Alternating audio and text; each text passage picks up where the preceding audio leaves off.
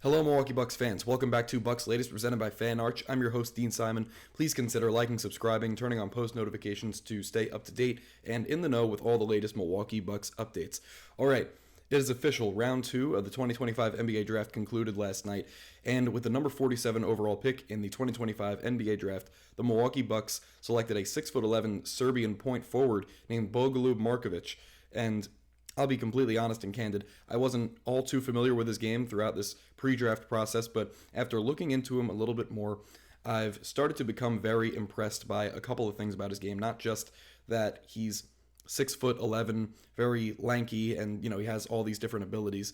I think it's his mix of guard skills at 6'11". He's a pretty good catch and shoot guy from the corners.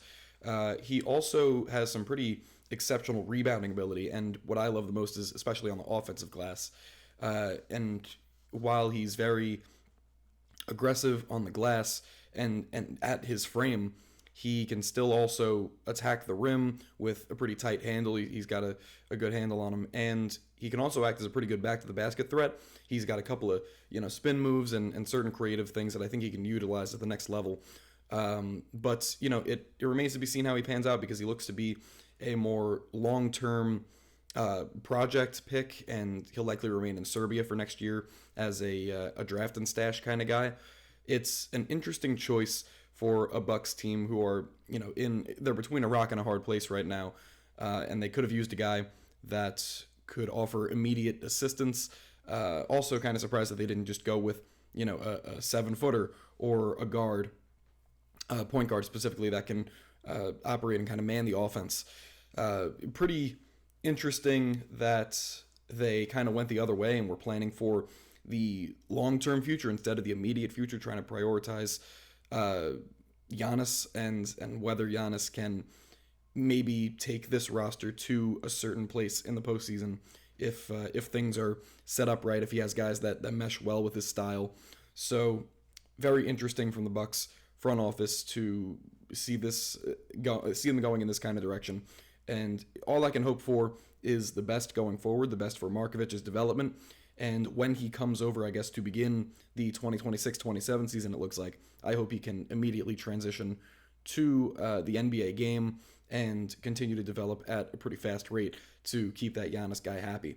But speaking of keeping that Giannis guy happy, they did actually, the Bucks, they did actually get a guy that I've been pretty high on for a while, because it was reported shortly after the conclusion of the draft, and amidst all the undrafted guys getting signed to either two-way deals, Exhibit 10 contracts, or summer league contracts, that the Bucks decided to pick up Alabama's Mark Sears on a two-way deal.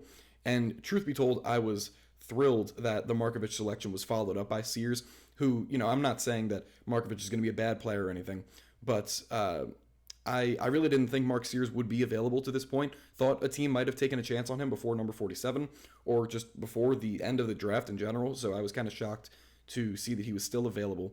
But he was available after the draft finished for the Bucks. I've loved him for plenty of the pre-draft process, and he just has so much Jalen Brunson in his game that it's hard not to be entertained by his play style, and it's hard not to think that he could really be something, especially seeing a guy of almost his exact archetype being successful, being an all-NBA guy, MVP candidate kind of guy.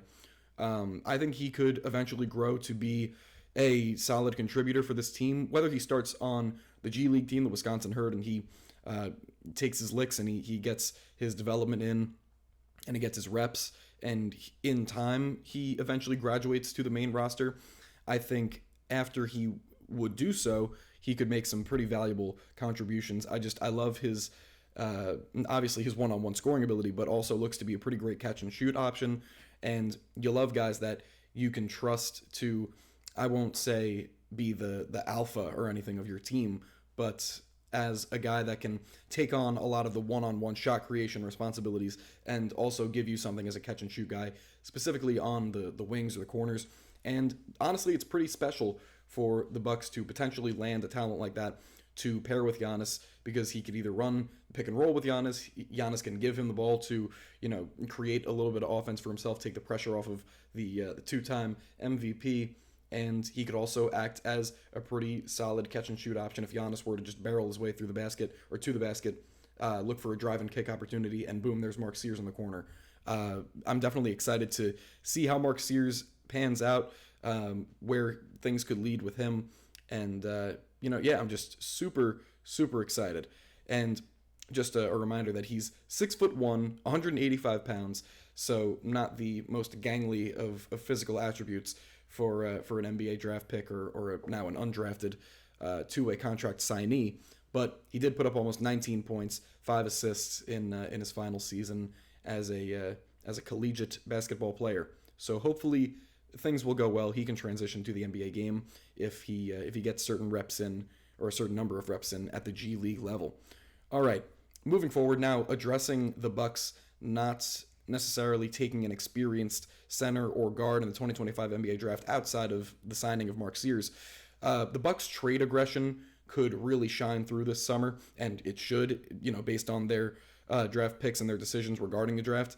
If they're saving their open roster spots for a couple of solid role players at either the guard or center positions via trade in the coming weeks or months, here are just a couple of guys that I'd like to see them go after to become a member of the team in the immediate future. And the first is Ayo Dosunmu from the Chicago Bulls. He's just a really entertaining talent. He's pretty incredible in my eyes from just an IQ and a poise standpoint. He's still only 25 years old, and he just plays with this mix of athleticism, agility, but control. I feel like for a lot of guys, I've said this about guys like Ryan Nembhard, and in terms of NBA caliber guys like Brandon Pajemski in recent years, that, he's a veteran in a young guy's body. And that's exactly how I feel about Ayo Dosunmu. And in only 46 appearances with the Bulls this past season, he averaged 12.3 points, 4.5 assists, and he knocked down 49.2% of his attempts from the field. I think he and Giannis could work wonders as a pick and roll duo, because I think he's starting to develop as a passer a little bit more. And of course, the scoring efficiency is really coming around. So I think Ayo Dosunmu could be a pretty integral part of a Bucks team going forward that is competitive, that has Giannis remaining on the roster. I think he would be a pretty solid target. And in terms of centers, another guy we've covered previously is Nick Richards of the Phoenix Suns, and I think he should end up being a main priority for the Bucks as a trade target in my eyes, at least, especially after the Suns selected Duke's Kaman Malawach with the number 10 pick, and then subsequently traded for the Hornets' Mark Williams, it seemed like moments after. Richards is now the odd man out on a team that in a flash, like in 1 second, was sorely needing center depth, and then in the blink of an eye, they had too much to handle. So he's the odd man out. He could be pushed out by the end of this summer, and he could be joining a new team. And he contributed after moving to the Suns 9.5 points, about 8.5 rebounds, and about a block a game in 36 appearances for Phoenix after the trade from Charlotte last year. And he could also pair well with Giannis, but also, but in a different way, acting as an intimidating front court presence, a potentially great shot blocker. And, he doesn't have, as we've stated in recent episodes, the three-point touch, the touch in general of Brook Lopez, but he can be a great rebounder, great shot blocker, a guy that could complement Giannis pretty well.